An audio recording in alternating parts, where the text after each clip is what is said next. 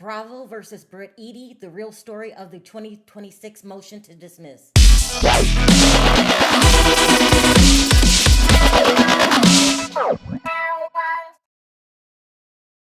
Okay, everybody, let's go over the latest update on this Bravo or Brittany Eady versus Bravo case. But first, a quick update on how we got here. So back in season 16 in 2025, Kenya was giving some event at her salon, and as she's giving this event, she decides to out Britt Eady as being a woman of the night, a gold digger that sleeps around with men for money, and that she has a OnlyFans page. So she pulls out this big board with pictures on it, and a couple of the pictures had, according to Kenya, Britt Eady giving a man fellatio, okay?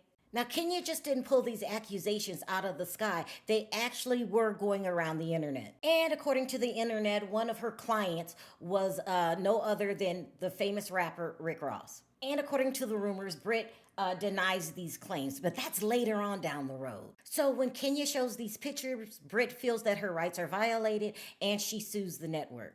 And in her paperwork, she says that Kenya knew exactly what she was trying to do because she submitted to Bravo a list of people that she invited, and that included various members of the media and prominent gossip bloggers. So as a result, she tells the producers that she just doesn't want to go. She said it's going to add more tension to a tense situation. However, a producer named Shayna Humphrey says, "Nuh-uh, you've got to go." And in the paperwork, it reads like this. It says Shayna and Eady had an argument at Eady's home, and she told Eady in sum and substance that it was her job to attend the salon event, that it was mandatory, and that she did not have a choice. And not only that, if you don't go, you could be fired. As we all know, Britt ends up not going to the event. She gets phone calls from producers to discuss what happened, and this was the first time that she asked the producers to see the pictures that Kenya displayed to the public.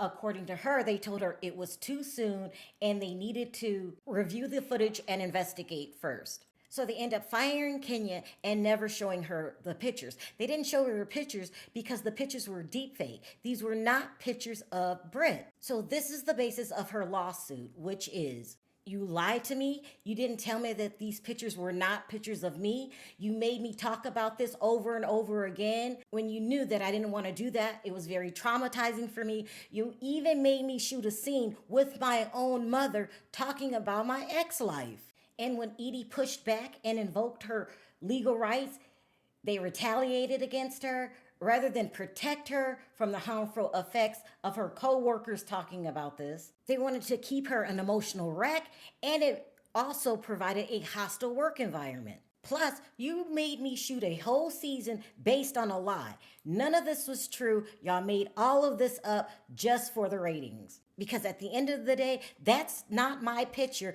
and I never was a prostitute. As a matter of fact, you didn't even care how this was going to affect my reputation. And Bravo's response, in so many terms, and I'm going to put it in layman's terms: blah, blah, blah, cry me a river. You signed a document called the Chemistry Test Agreement, and in that agreement, we have the right to portray you any way that we want to, even if it's in a fictitious way. In other words, girl, you didn't know we could lie on you if we wanted to?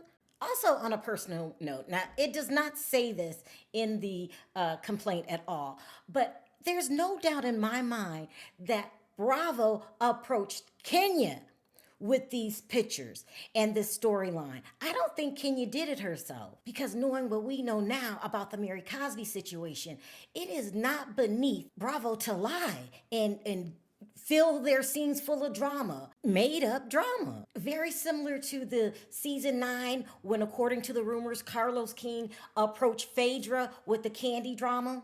Y'all remember that situation when allegedly he's the one that told Phaedra about the dungeon and all of that, and it backfired. Candy really got upset and lost her mind, and I would too. This also could possibly explain why Carlos King has such a hard-on for Bravo. I mean, think about it. This is the only thing that makes sense. Carlos King has his own shows on different networks, but he really has a hard on for Bravo. He gets in their business every opportunity that he can. It's like, you don't even work there anymore. Why do you care about what they do over there? Worry about your own stuff. He's probably sitting in a dark room with all the blinds closed with pictures of Andy Cohen hanging on the wall, and he's rocking back and forth, throwing darts, saying, "How dare you fire me? I'm the great king of reality, Carlos King, and you fire me? I'm gonna make sure that you regret that." Wahaha, wahaha. I'm telling you, the man's getting scary creepy. Also, I don't think that they made up scenes in the early days. It probably came during the Carlos King years, and as more and more hands got involved in what to do with the show. But now I totally believe they just make up scenes. And I don't feel that it's just Andy Cohen. I think it's a number of executives. Also, Brit's attorneys are arguing about the word fictitious. They're saying that means you get to fake scenes like shoot things over again, pretend you're talking on the phone to someone, but not when it comes to X acts.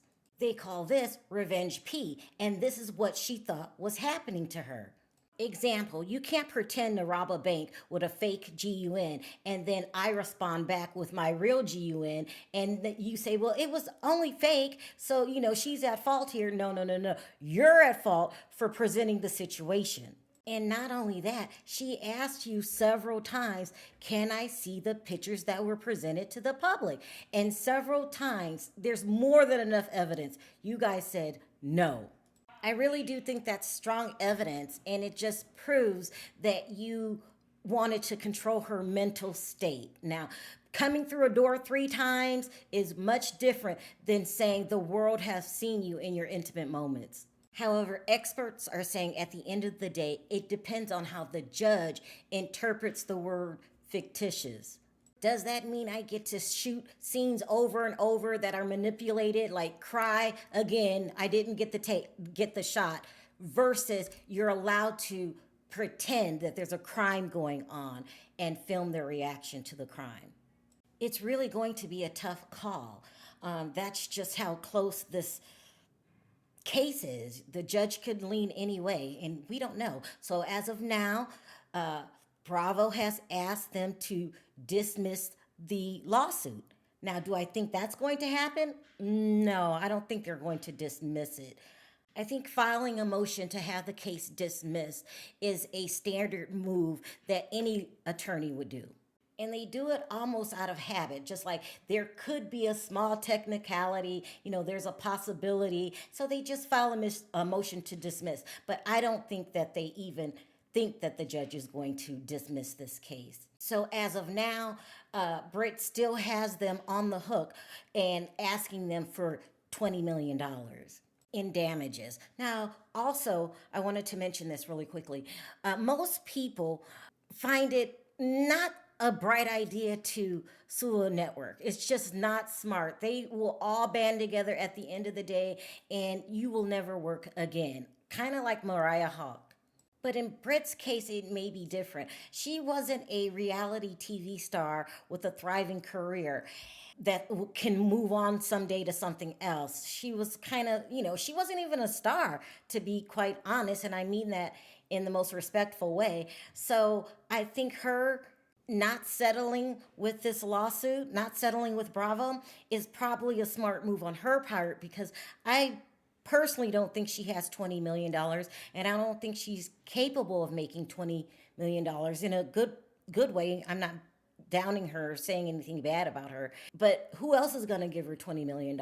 And you have some points to your lawsuit. So in a way, it's kind of smart for her to sue for $20 million because she doesn't have a career to protect. I know that sounds really bad. I'm not judging her. I'm just saying she's not like, Elisa Vanderpump that can go on and do other things. But that's just my opinion. So let me know your thoughts down in the comments section. Is it worth suing the network? Will they adhere to the motion to be dismissed? And what do you think about everything all around. Until next time, bye for now.